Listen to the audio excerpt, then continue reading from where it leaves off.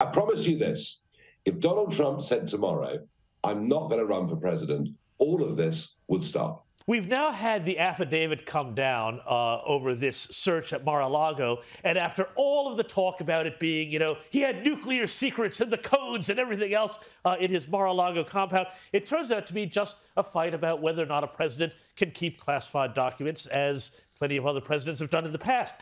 What is going on here in your head? Do you think that the FBI and the Biden administration have completely overreached on this? And are they setting a really dangerous precedent now where, the elites can start fighting the elites using the FBI as their weapon in law enforcement, as their cudgel against one another? Yes, America's never seen anything like this. The idea that the judiciary, the FBI, could be turned into political weapons against opponents of the current administration is a rather terrifying one. But I can tell you why this is all happening. I was in Dallas 3 weeks ago for CPAC Dallas, and you know what? Trump is on the most astonishing form. I've seen him, I've followed him for many, many years around America. I've shared platforms with him around America, and he is coming back with a law and order ticket, reminiscent of Rudy Giuliani when he cleaned up New York all those years ago. Wow. He's confident in himself. He's got overwhelming support amongst the Republican Party. Nearly every one of his nominations are winning their primary races. And they're terrified, they're scared. They know that with Trump at the head, the midterms are gone for the Democrats. The 2024 election is gone.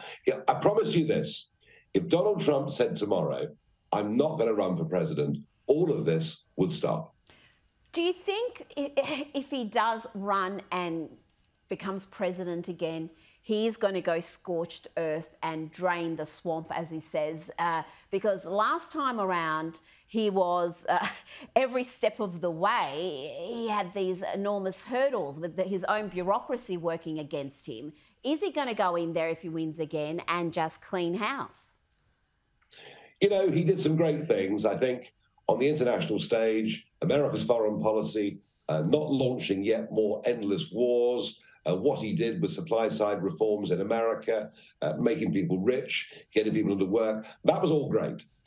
I think where he failed is he had a team of people around him in that West Wing, many of whom just weren't really on his side. Exactly. And that made the battle to drain the swamp, to fight against the blob that's there in Washington, virtually impossible. And what Trump needs to do this time, if he's back there in 2020, 25 it'll be, of course, for the time of the nomination, he's got to surround himself with people that are utterly loyal.